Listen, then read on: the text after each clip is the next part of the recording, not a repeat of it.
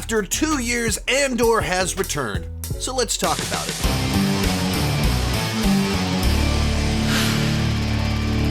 Hi, my name is Sean, and I love to talk about movies and TV way too much. With that in mind, go ahead and join me down below in the comments section. Let me know your excitement level for Andor Season 2, and if you've already started watching it, what did you think about it? Now, as we go into this, I have seen the first 6 episodes of Andor Season 2.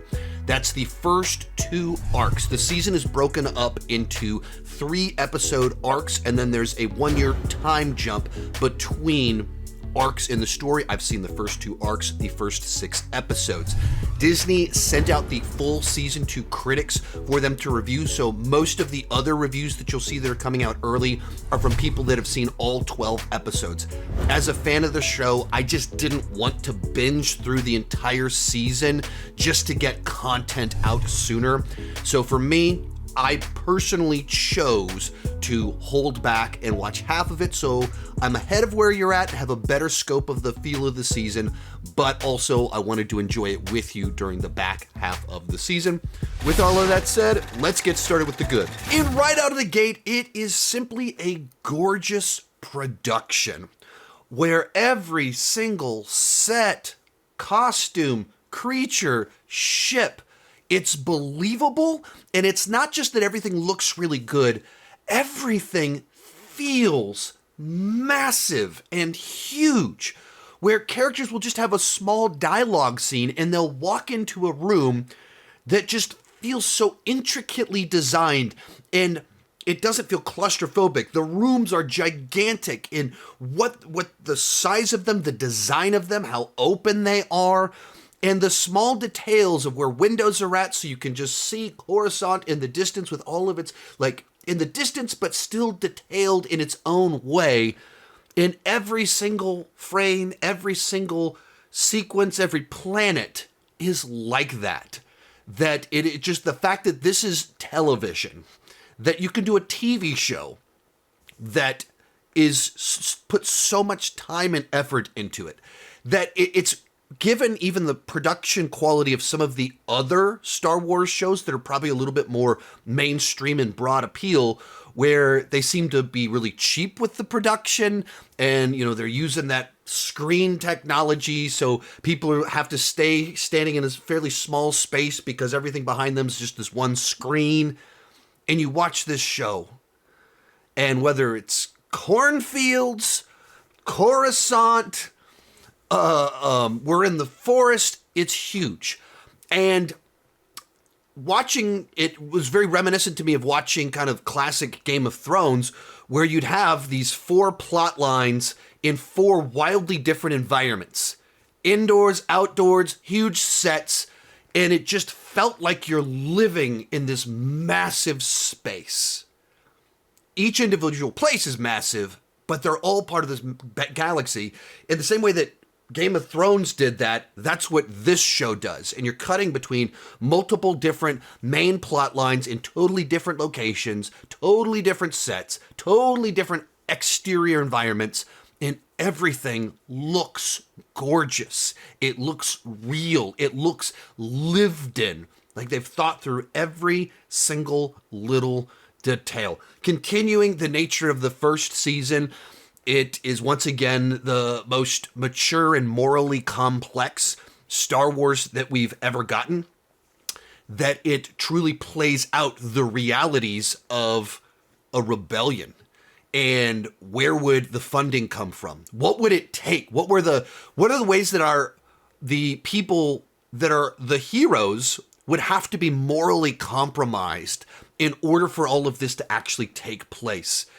And it whether we're looking at Mon Mothma and her family, her relationship to her friends, people that she's known forever, where are the places that she would be morally compromised for the greater good? And how we would see the toll that takes on her on a day-to-day basis.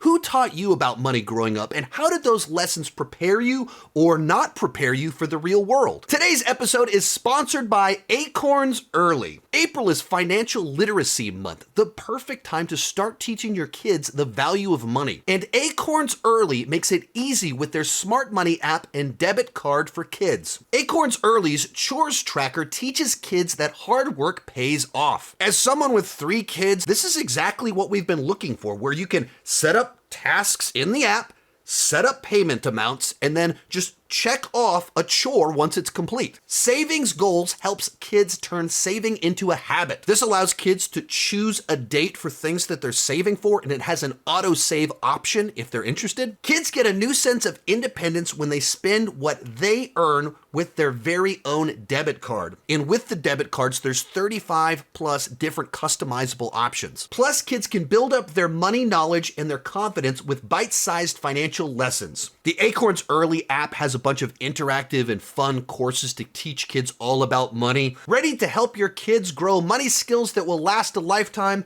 Head to acornsearly.com/Sean Chandler or download the Acorns Early app to get started. Sign up now. Your first month is on us. Acorns Early Card is issued by Community Federal Savings Bank. Member FDIC, pursuant to license by MasterCard International. TNCs apply. Monthly subscription fee starting from $5 per month unless canceled. Another thing that the show does really well is just constantly have this looming sense of doom, where we're in the middle of this, tyrannical government, this oppressive government.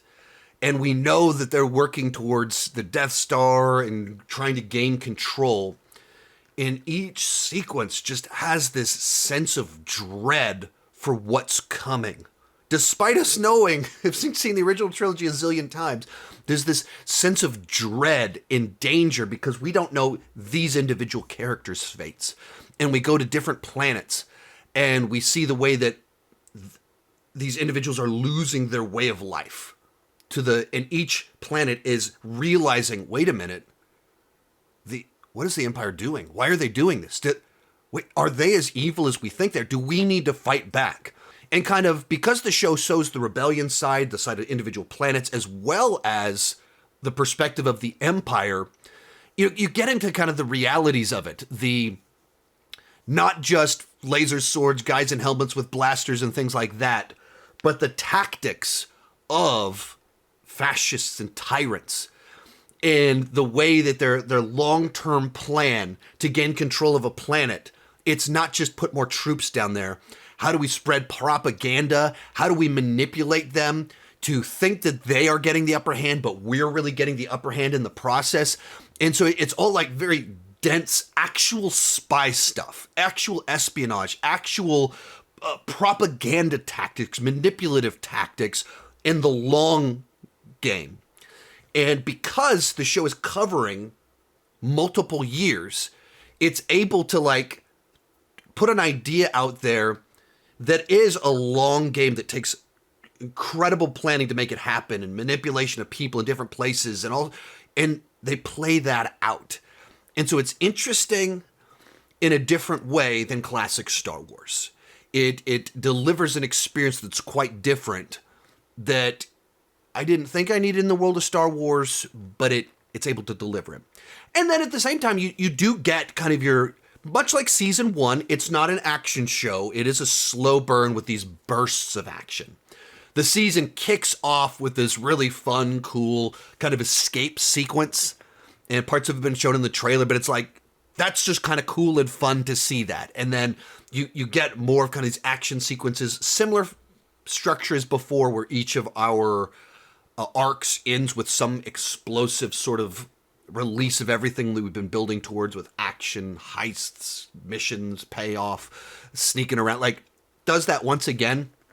And so you get that. You get some really cool, that was fun to see it.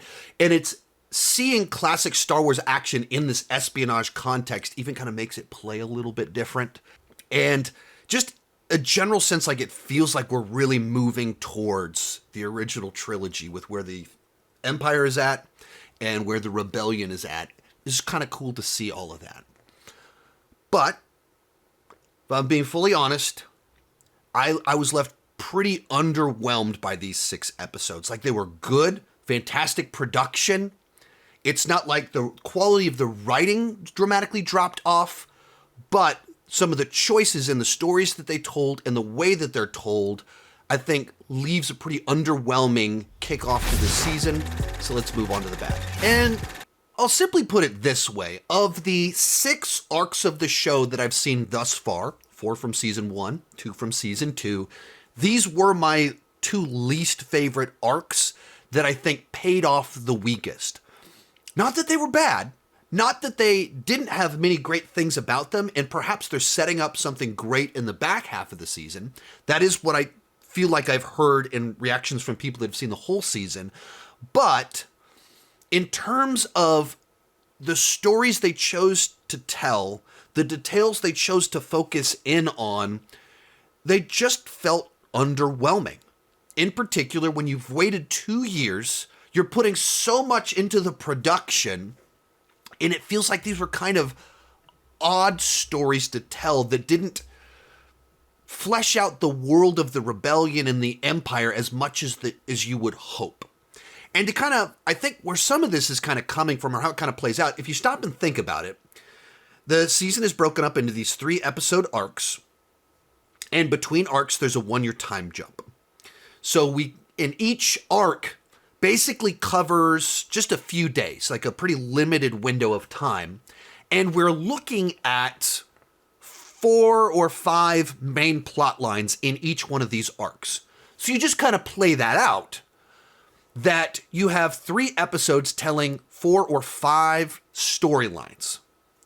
So, in essence, every 3 episodes, we're getting about 1 episode's worth of progress on what Andor has been doing.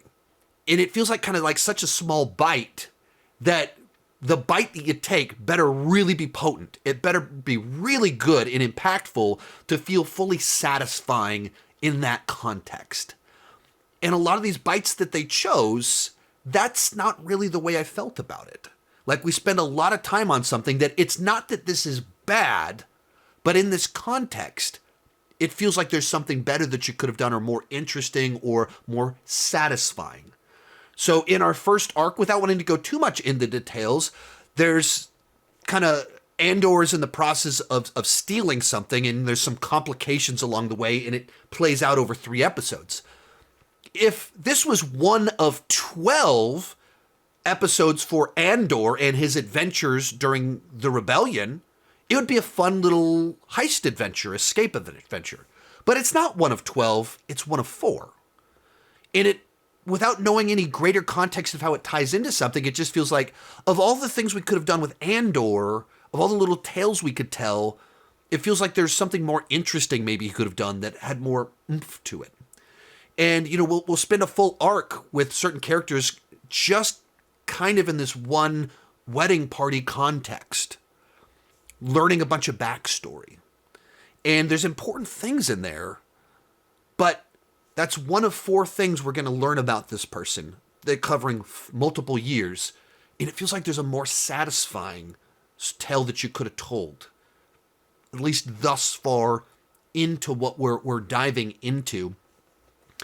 And they're kind of the nature of it. I'm wondering if the structure of it with 3 episode arcs, time jump, that sounded great at the beginning because it's like a Star Wars movie every week while the show's dropping. But when it's broken up into 4 main plot lines that are connected but kind of loosely connected, it feels like we're making too small of growth in each of these places. We're seeing too small of an episode of stuff broken up over 3 episodes, and then we jump forward and we have to establish where they're at, what the tension is and conflict is of 4 different plot lines. So in each little arc, we're getting like 3/4 of an episode of content for each main plot line. And so you get to, like, I'm at the end of halfway through the season, I'm like, I don't feel like I've learned all that much about the rebellion. I don't feel like I know that much about what the Empire's really up to in a way that I felt I got more in season 1. And the crescendos I felt were better in season 1. It's not bad. It just feels like there's something that they could have done that was better. I'm very curious because most of all the other reactions I've seen of people that have seen the whole season were like, oh, it was brilliant. It was the best. Like, it was phenomenal. It's even better, and it ties into it. So I feel like it's a real slow burn for the first 2 arcs, and maybe it's going to kick into high gear in the back half where we start getting closer and closer. But all the people saying, like, you'll never look at Rogue One the same way again and reframes everything, that's not the first 2 arcs. The first 2 weeks that you guys are watching, that's not what you're going to experience. Like, it's a pretty slow burn. So all that to say, as you go into it, you're seeing people saying it's phenomenal, the best Star Wars. The production is incredible, the maturity's there, the complexity is there, but it does not start off big, flashy, wow, we're reframing everything. That's not what kind of happens here. I think you need to go in with realistic expectations. And like I said, of the 6 arcs that I have seen, these were the 2 that kind of felt the least consequential with the information that I currently have, and crescendoed with kind of the least oomph to them of what kind of takes place. They feel much more subtle and don't make as big of an impact as the way they crescendoed the previous arcs. So call me, like, I'm very curious what happens at the back end of this season that made people love it so much.